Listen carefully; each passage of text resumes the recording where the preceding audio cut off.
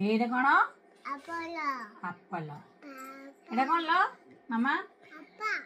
Apple. B for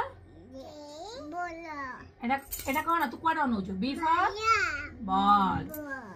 ଏଇଟା କଣ ତଳକୁ ଅନା, ଏଠି କଣ ମାମା? C for ଏଇଟା ଅନା। C ରେ କଣ? ଏଇଟା କଣ? କ୍ୟାଟ୍। ହଁ।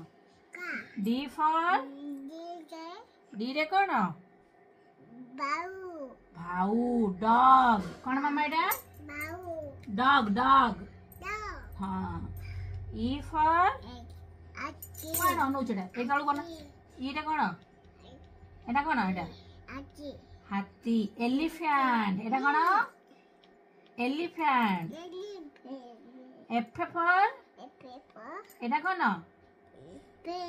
Very good. ଫେନ୍। ହଁ ସେଇଟା ଫେନ୍ ହେଲା। ତାପରେ G ରେ ଏଟା କଣ? ଅଙ୍ଗୁର। ଗ୍ରେପ୍ସ। କଣ ଏଟା କଣ ଲ? G ରେ କଣ? ଗ୍ରେପ୍ସ। ହଁ।